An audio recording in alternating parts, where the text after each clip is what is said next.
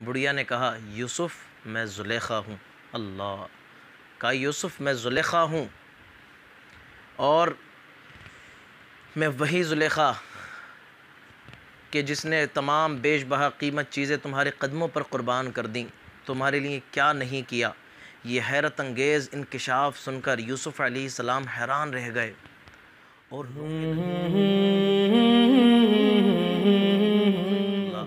Basics of اسلام میں آپ تمام ناظرین کا خیر مقدم ہے۔ یوسف علیہ السلام جب قید سے رہا ہوئے تو آپ نے 1 مہینے کی مسلسل دعوت رکھی، لوگ آتے گئے کھانا کھاتے گئے، لوگوں کو آپ نے 1 مہینے تک مسلسل کھانا کھلایا۔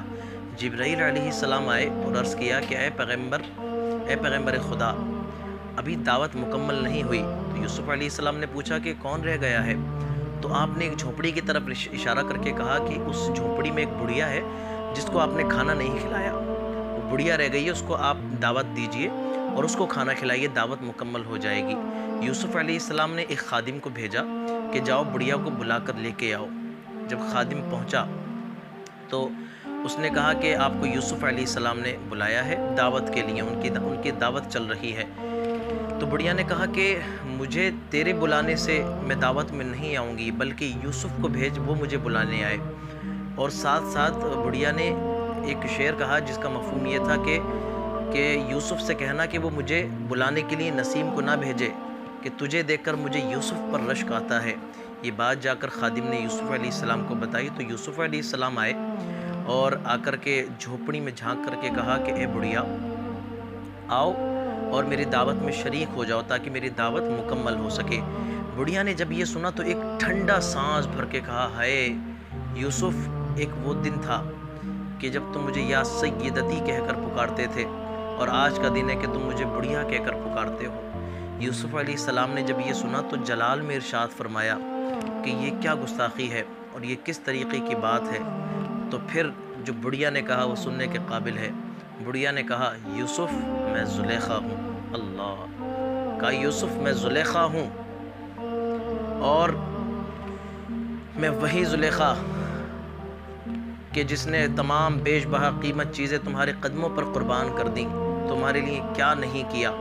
یہ حیرت انگیز انکشاف سن کر یوسف علیہ السلام حیران رہ گئے اور رونے لگے۔ اللہ اکبر، ادھر یوسف علیہ السلام رونے لگے تو پھر زلیخا نے کہا، اس بڑھیا نے کہا کہ میں دعوت میں، بڑھیا اٹھی اور مجلس کے اندر چلی گئی دعوت میں۔ جب وہاں پہ دعوت میں بڑھیا پہنچی تو تمام لوگ چونکہ جانتے تھے کہ یہ زلیخا ہیں، کھڑے ہو گئے استقبال کے لیے۔ یوسف علیہ السلام بھی موجود تھے۔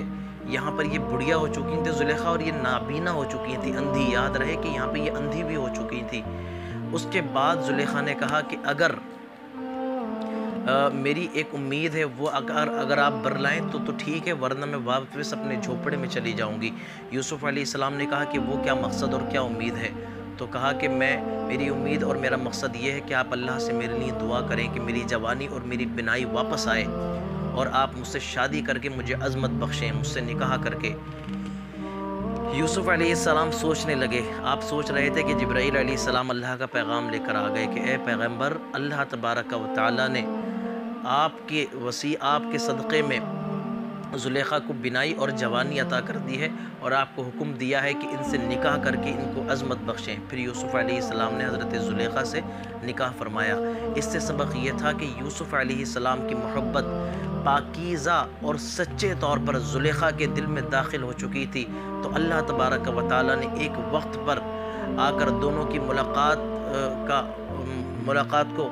کے موقع کو میسر فرمایا اور دونوں میں آپس میں نکاح کا حکم فرما کر نکاح فرما دیا۔ اللہ تبارک و تعالی ہمیں ایسے واقعات کو پڑھتے رہنے اور ایسے واقعات کو آگے پہنچانے کی توفیق و ہدایت نصیب فرمائے۔ آمین۔ اللہ حافظ۔